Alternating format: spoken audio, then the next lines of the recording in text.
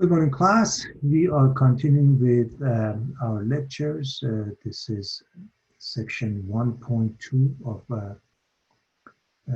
chapter 1, Mathematical Models, Catalog of Essential Functions. Okay.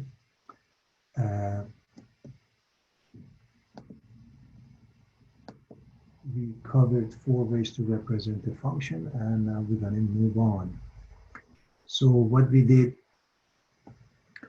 4 ways representation, verbally, numerically, visually, algebraically, all of them were discussed.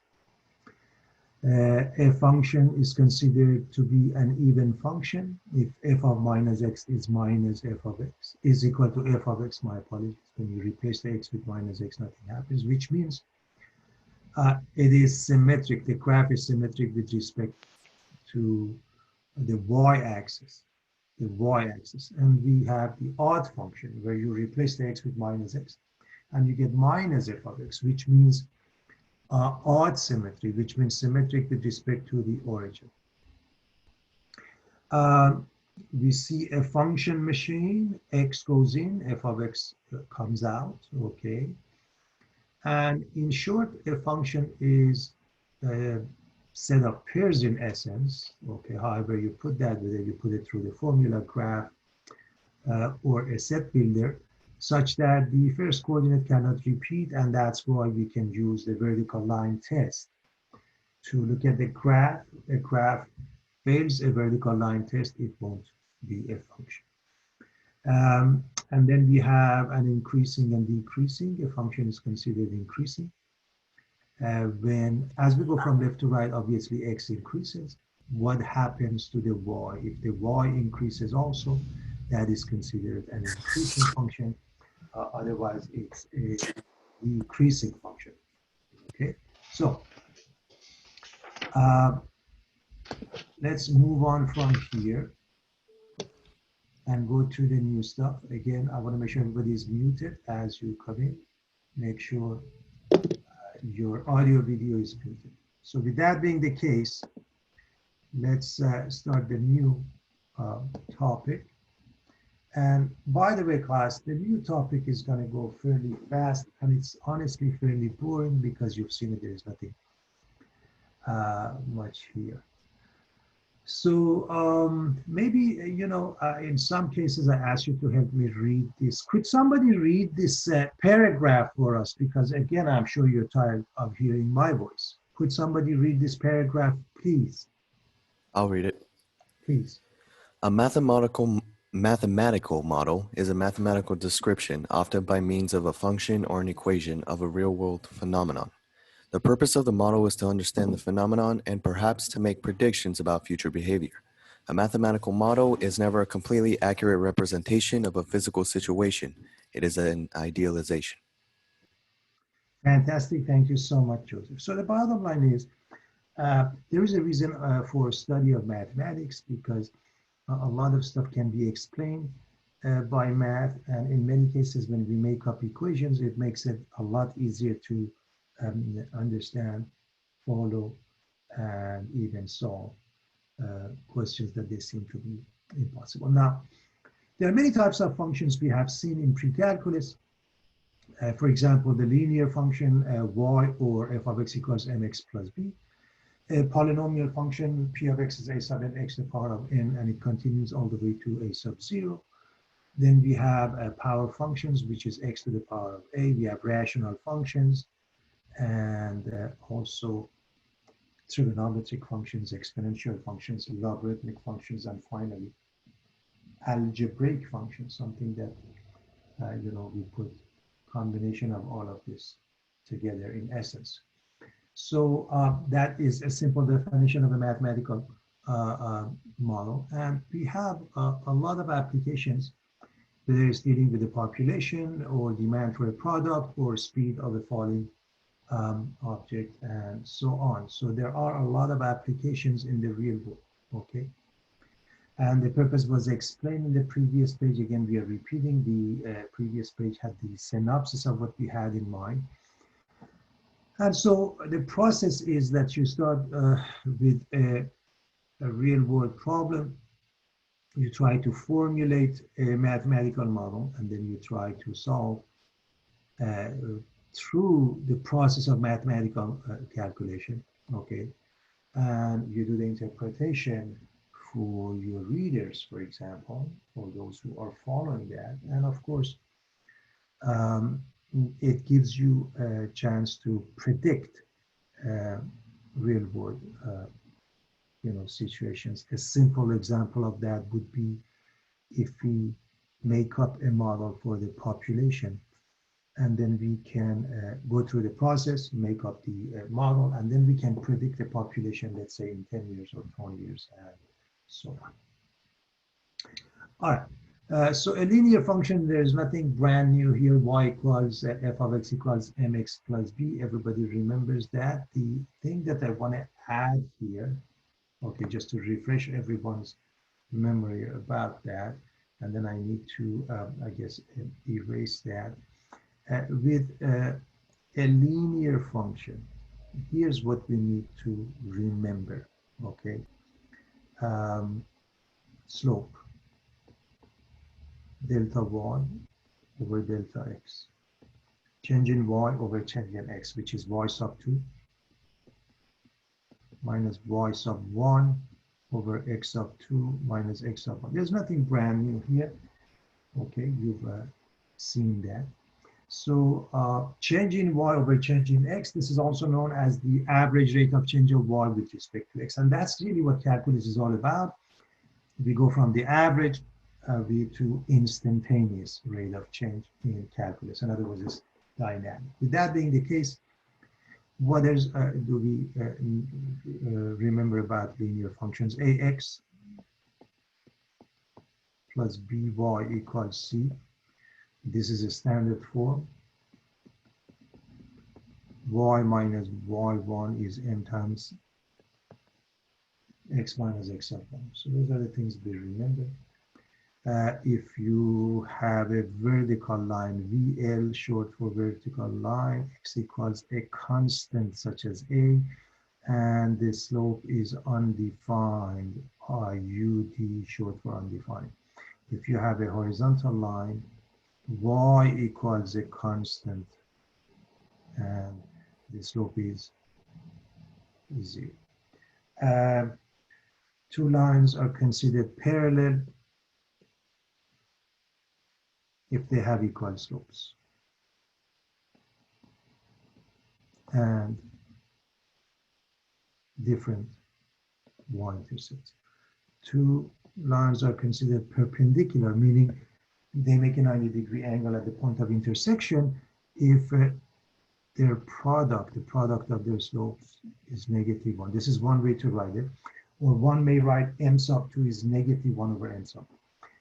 All of this we've seen, there shouldn't be anything new here. I just wanted to refresh your memory about some basics about linear models, linear equations, and so let's move on. With that being the case, f of x is given as 3x minus 2, and a table of sample values are given at top here. And obviously we can graph it. By the way, if you are looking at a case like this, I expect you to be able to come up with intercepts. Intercepts means, okay, if you're looking at y-intercept, you set x equal to 0. And if you're looking at x-intercept, you set y equal to 0. So it's very straightforward. If you are setting x equal to 0, you get -2, for example, so you get 0, -2. So for the y-intercept, it is clear that we can get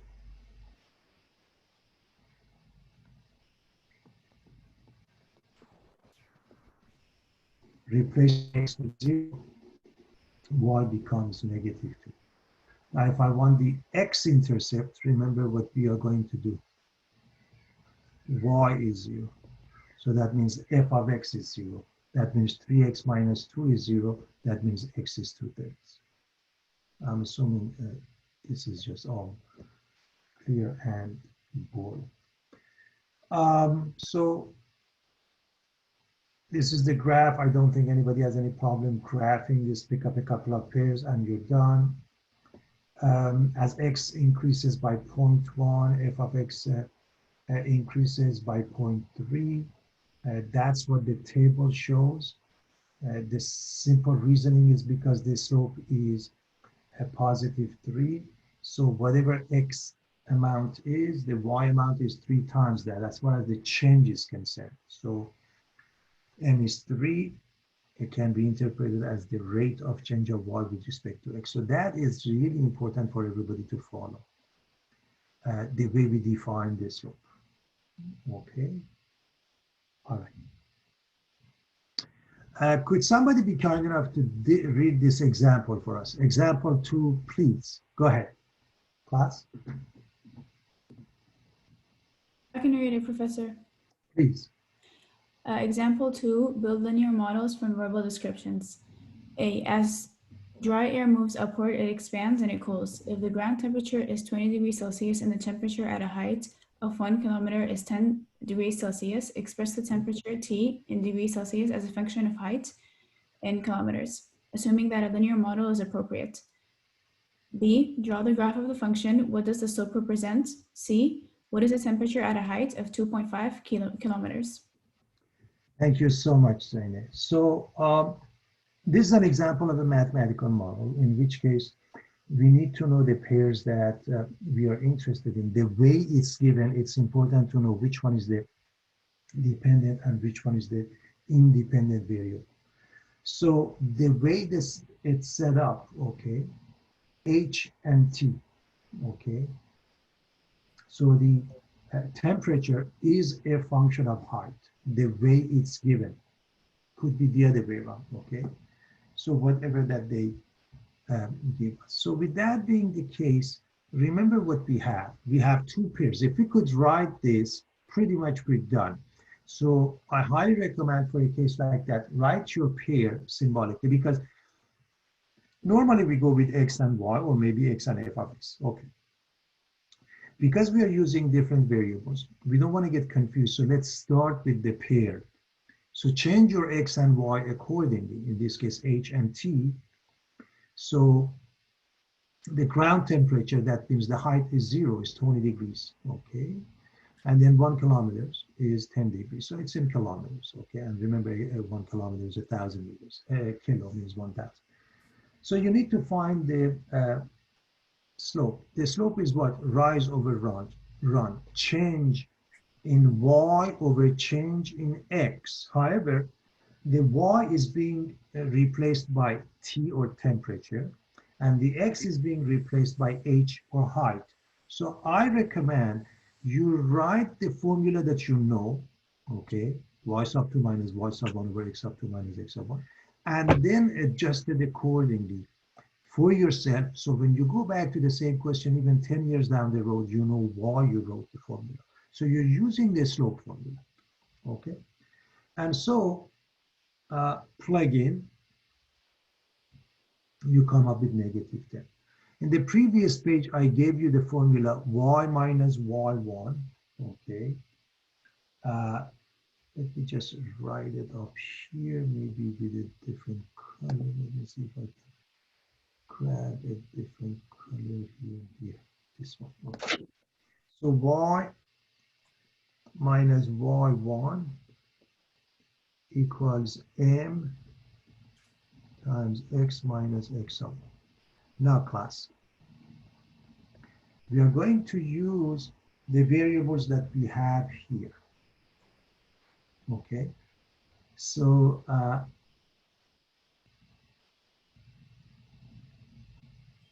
you can use this formula, and I'm going to go with both formula. Y minus y1, so we are going to use t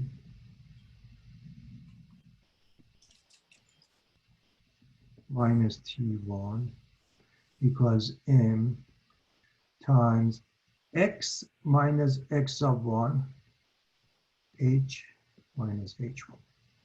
And you can come up with the answer. However, if you look at this question, you notice that one of the pairs is the y-intercept, okay? Or in this case, the t-intercept 0, comma 20. So let me make sure we understand what I'm referring to. Look at this pair. Therefore, instead of using the point slope, you can take the easy way out. Y equals mx plus b. Let me write it up here. Instead of that, you can write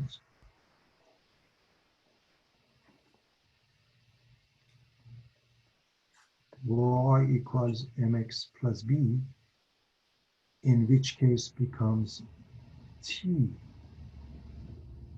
equals mh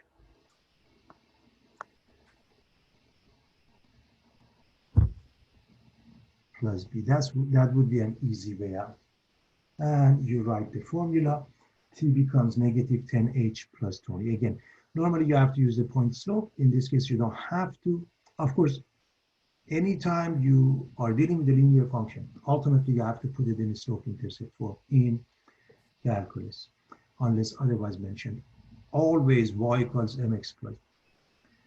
So that's the case, and you can easily graph this. You have a couple of pairs given to you, and you can make up more. What really is important in a case like this, you're looking at the height, the way it's set up here, we don't want to go negative, and so that's why on the left side of your vertical axis, you don't have anything, okay? And finally, what is the temperature?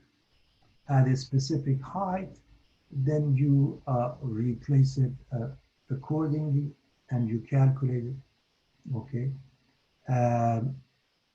So first, the definition of a slope. When the slope is negative 10, what does it mean? That means the slope is negative 10 degrees Celsius per kilometer, okay? So as we go up, for every kilometer that we go up, we lose 10 degrees. That's the bottom line, okay? So it gets colder by that much, by 10 degrees. And of course, 2.5 kilometers, you replace it, you come up with the answer. Okay, so that's very straightforward. All right, so again, to recap this question, when you read a question like that, it is important to understand what's given first and foremost. So we write the given symbolically, and then it becomes fairly easy to deal with, okay?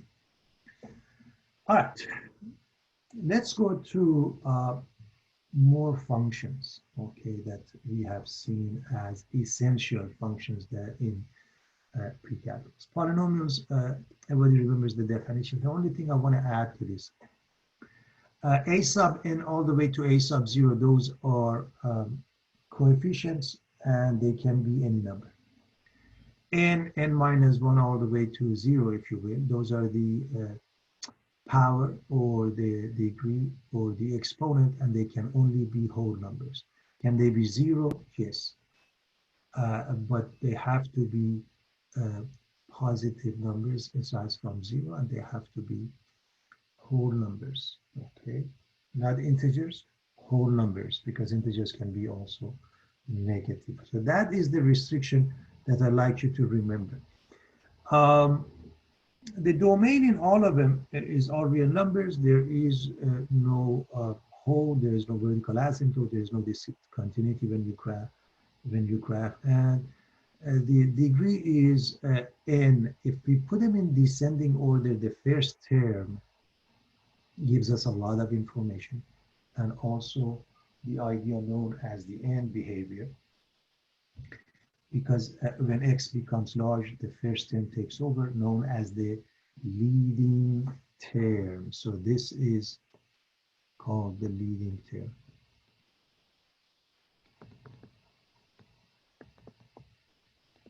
It's in descending order. And a degree is n. So just as an example, you have already this, seen the linear function, degree is 1, and quadratic function ax squared plus bx plus c, it's 2, and so forth. So there is really not much here. It's a good old stuff you've seen. So Here's an example of a polynomial function, and it is put already in descending order. So it's very easy to see that in this case, the leading term is 2x to the power of 6. And the degree is therefore 6. Okay, class? The leading term is the first one.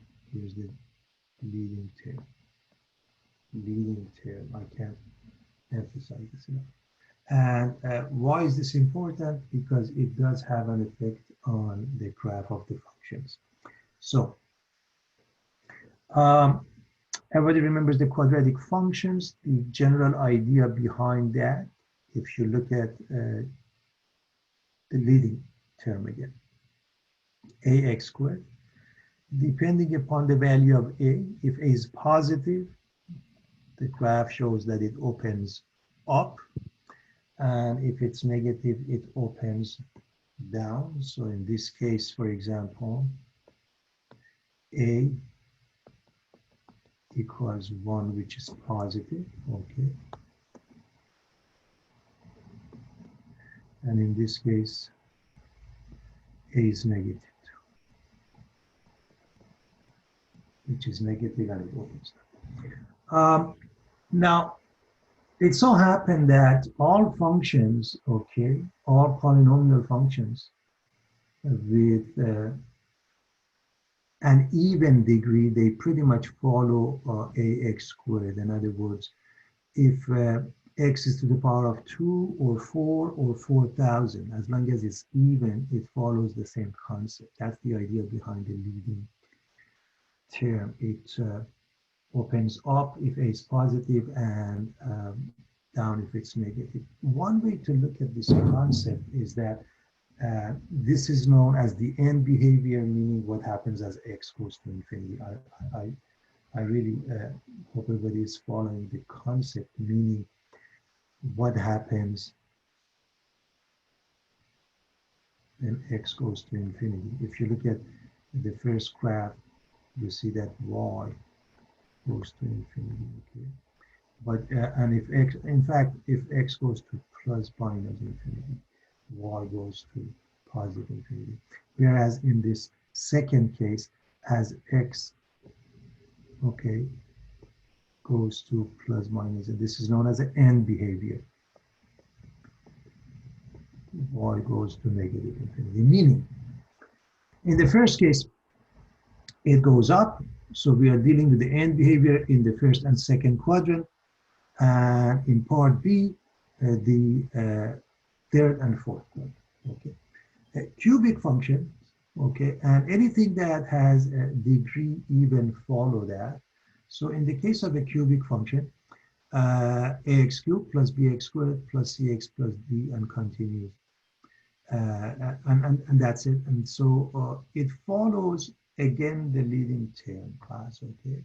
The leading term is important, the way the graph looks like, okay. So I hope everybody's clear on that. So let me just give you the basic graph of y equals x cubed by using a different color here. So if I have this function,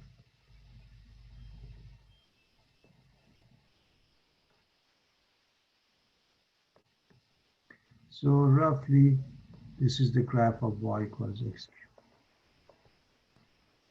So as you can see, the end behavior gives us the first and the third quadrant, which means when the degree is odd, okay, degree is odd, 3 or any other number that is odd. The end behavior is like y equals x cubed if a is positive, and it's like y equals negative x cubed if a is positive. So when a is positive,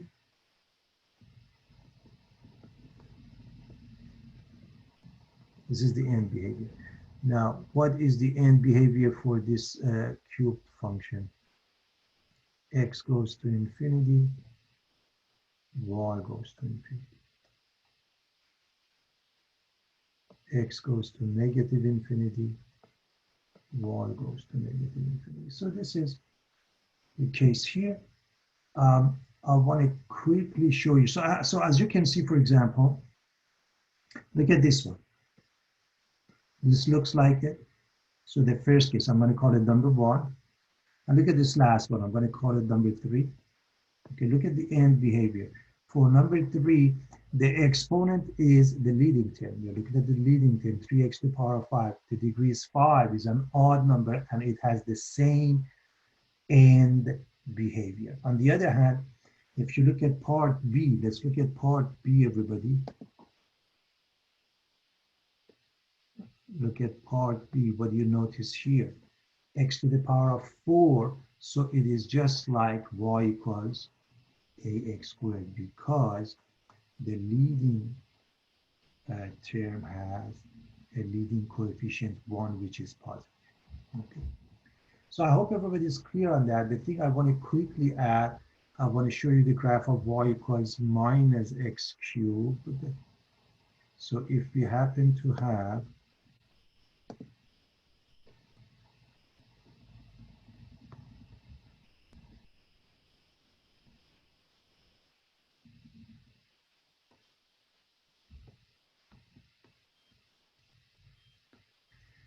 okay, this is probably the worst graph you've ever seen in class. I know that, but what can I tell you? Y equals minus x cubed. Now, if you look at the end behavior, okay, the second and the fourth quadrant. So if the leading term has a leading coefficient which is negative, that's how it works. And I hope it's coming back to all of us. Okay, we remember that from before, right, class? So with that being the case, let's look at more stuff. Okay. So the power function, okay, y equals x, x squared, x cubed. Just add to the exponent and see how it looks like.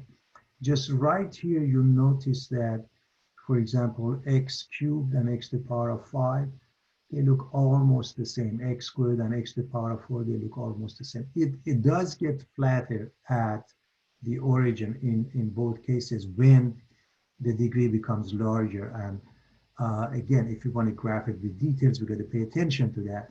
But I'm basically talking about the end behavior. In fact, look at y equals x. The degree is odd, 1, and it has the same behavior as y equals x. So that's what I want you to remember. So when n is even, the graph is similar to y equals x squared. When it's odd, it's similar to x cubed. And as n gets larger, okay,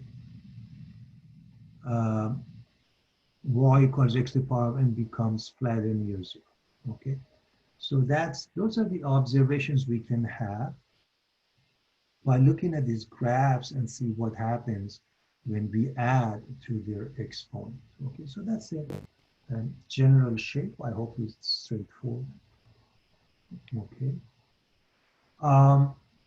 Continuing on the thoughts, there's a lot of stuff here that we've seen in pre-calculus. Remember, we teach this over the course of maybe,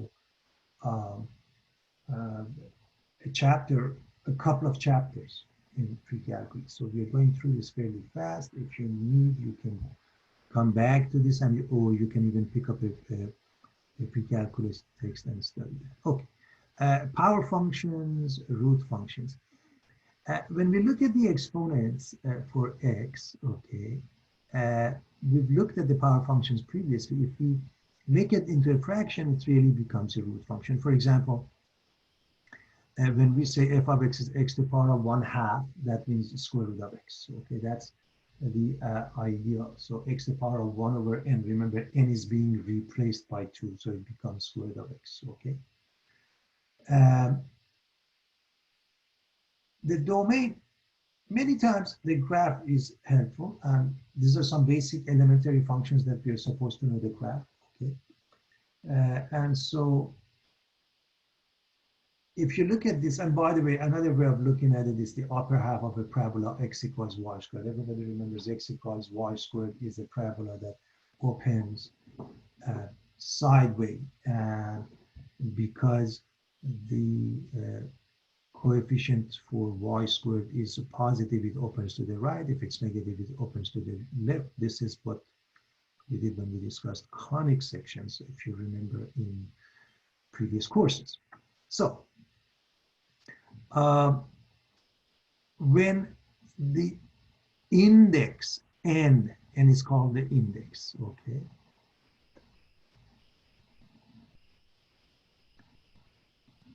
Index is odd, square root of x or square root of, or the fourth root of x or the sixth root of, they look similar. Of course, the larger the index, the closer the graph is to the x-axis, the shorter the graph in essence. But essentially they look the same and they have the same domain. And the same thing happens if it happened to be, the index happened to be odd. They look like a y or f of x equals cube root of x, and as you notice, in this case, the cube root, the domain is all real numbers, and it's really not a problem. I hope everybody's comfortable with the concept. Okay. So with that being the case, I think we are ready to move on. Again, refreshing your memory about some of these essential functions.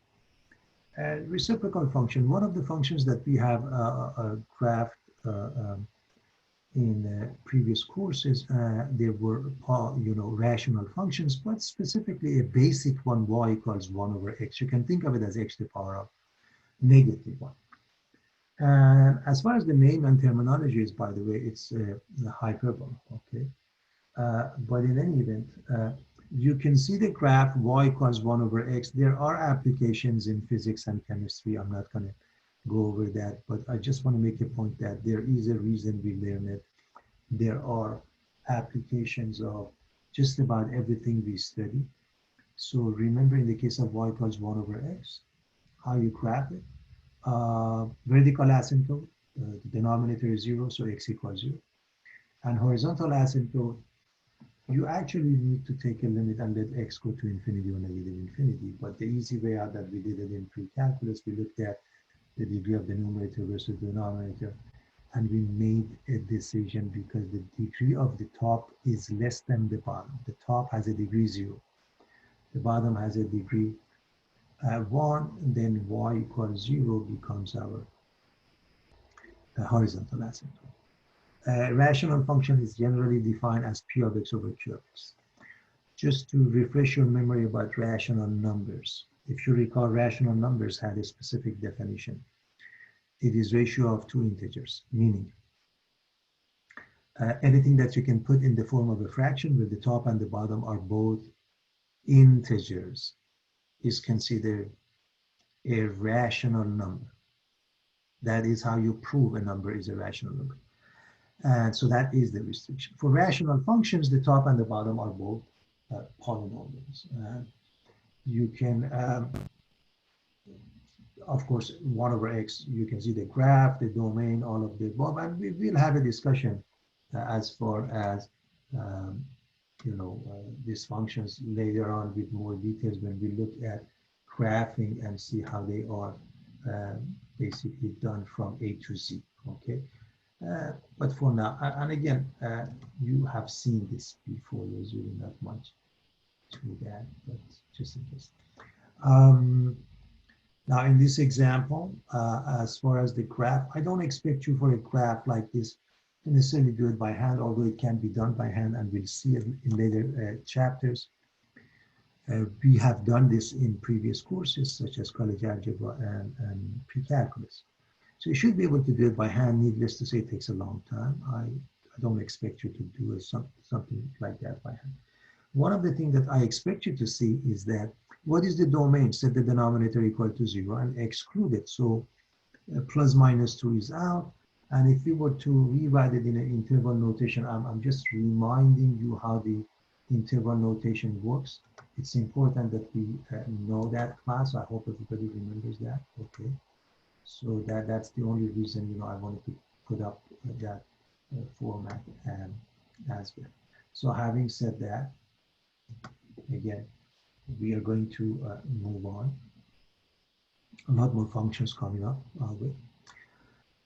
Uh, Algebraic functions.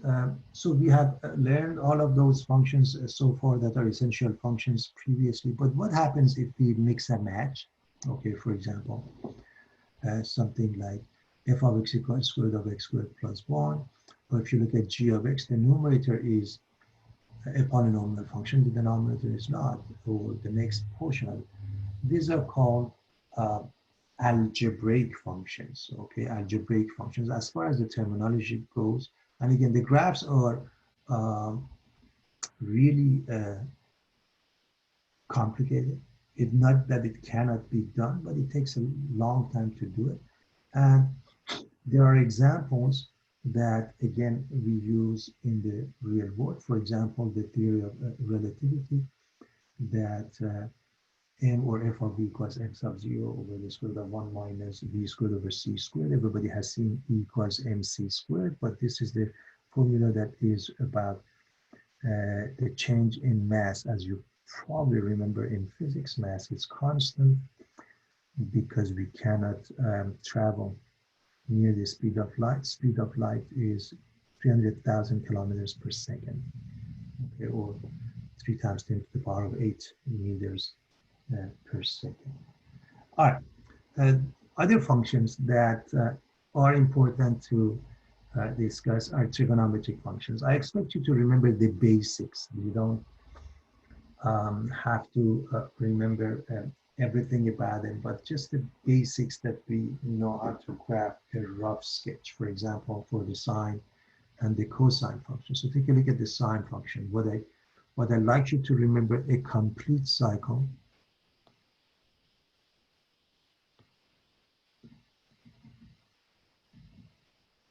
is this portion. And for a basic function, we go from 0 to 2 pi, okay? And 2 pi is the period of the function. And then you continue indefinitely on both sides. The domain is all real numbers. The range goes from -1 to 1. So we need to know that. If you look at cosine, here's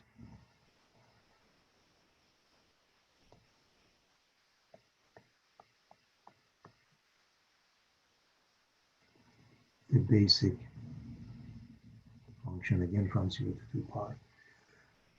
And domain is the same thing. By the way, sine and cosine are just the same functions. They have been shifted by pi over 2, okay? So the period is 2 pi.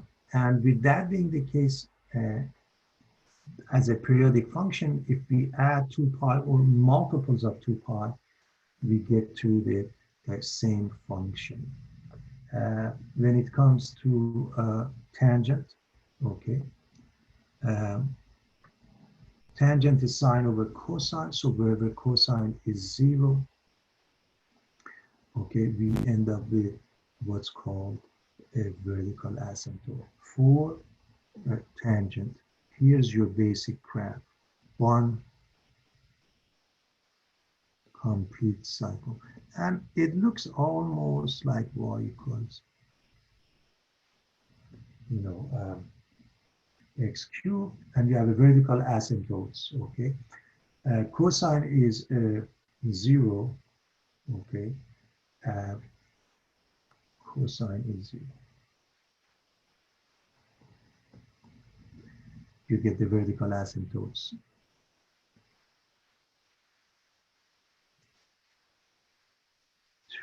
N plus 1 times pi over 2. Cosine x becomes 0 at all multiples of pi over 2. I hope you remember that. And so the domain has a restriction, but the range doesn't. As far as cosecant, secant, and cotangent, if you recall, all of them are the reciprocals, right? Cosecant is the reciprocal of sine, secant of cosine, and cotangent is one of the tangent. You just flip them over, the graph should be fairly straightforward. that shouldn't be any problem. So those are trigonometric functions, and just also a quick, I think I want to use a different color here. Okay, so remember t is 2 pi, okay, t is 2 pi here, and t is pi here, the period, okay? That's why when you want to graph it, you want to pay attention to that. And the other thing for the sine and cosine, you probably remember that we cut it into 4 arcs. This is 1, that one is second. Let me use a different color. This is the third one, and yet another one. This is just to refresh your memory about graphing. So there are 4 arcs. 1 and 2 and 3 and 4. The idea was that find the period, cut it into 4 pieces, and you have your 4 arcs, and then when you have that graph, then continue indefinitely on both sides, and that becomes the graph of interest. Very straightforward class. All right, let's move on. This thing, we have a lot to do, class. So those are some functions that we've seen. I hope everybody remembers what's going on here now. The next thing, which is a big deal, exponential and logarithmic functions. They are inverse functions, and as you remember, inverse functions, they have graphs that are symmetric with respect to the line y equals x. So as an example, y equals a to the power of x versus y equals log x base a. The only thing I want to make a point of in this case and in that case, a is larger than 1. A is larger than 1 because, first of all, it can't be 0, and then, I'm sorry, it can't be 1, my apologies. And if it's between 0 and 1, the graph looks different, okay? It flips over. So we don't want to, you know, mix them up. In other words,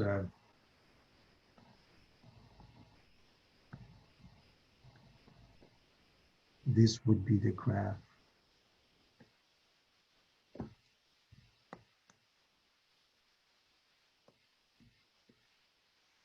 of y equals a to the power of x. If a is what? Between 0 and 1, for example, 0.1, okay? And then you use a different color.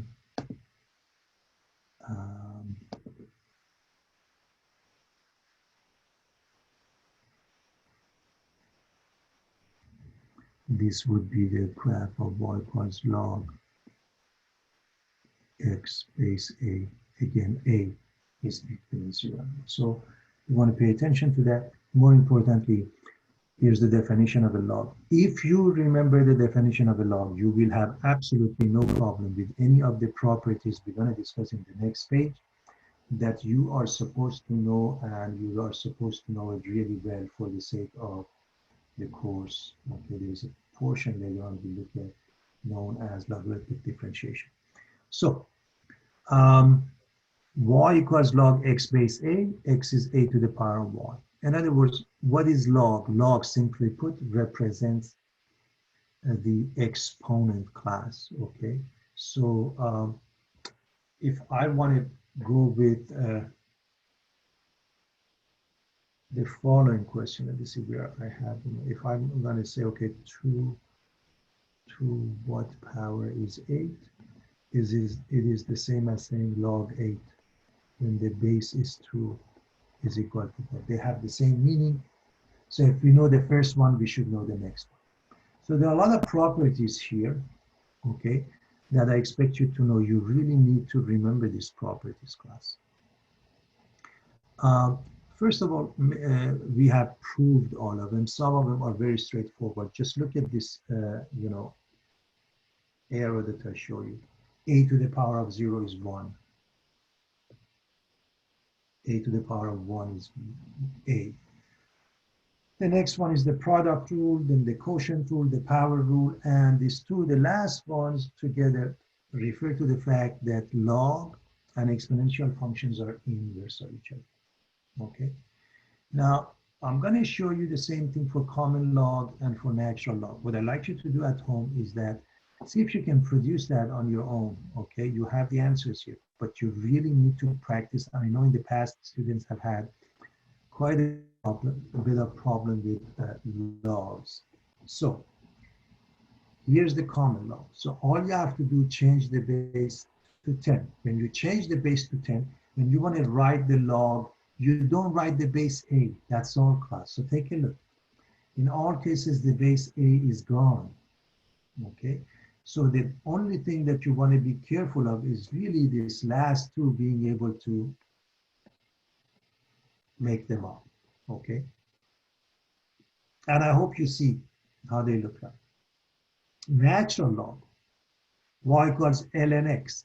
So we don't write log anymore, we write ln, and it becomes a natural log. So x is e to the power of y. And look at the properties. Instead of log, just write ln.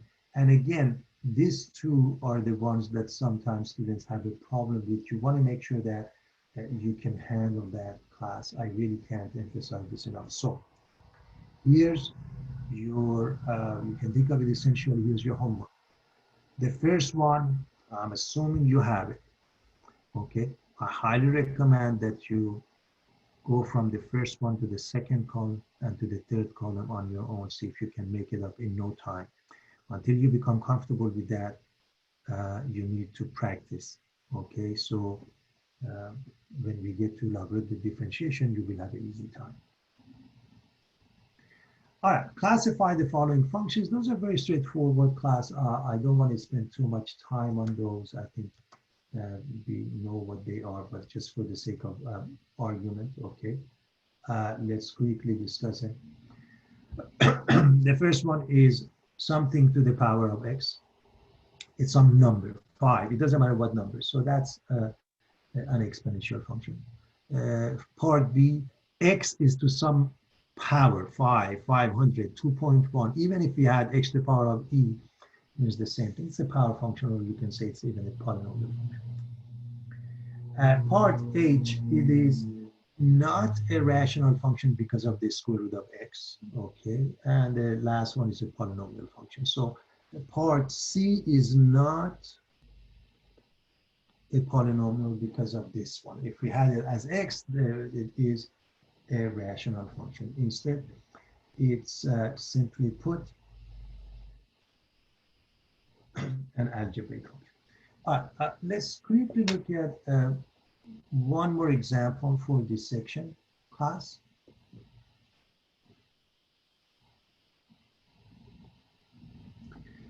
Could somebody be kind enough to read this question for us, please? Class? Could somebody read this question, please? Yeah, I can. Perfect. Monthly cost of driving a car depends on the number of miles driven. April. Cost 380, miles driven 480 miles. May. Cost $460, miles driven 800 miles. Do you want me to read the options too? That's fine. I appreciate that, Stevens. I appreciate that. Thank you so much. So we want to solve this linear problem. Again, it's important to see what's given. I'm going to go through this with you. The very first thing is that understand April and May are giving us the following two pairs. Notice what we are going to write. Before we write the pairs, normally we write x comma y. Because we don't want to have any confusions, we start with what we should write because the letters are changed from x and y to what?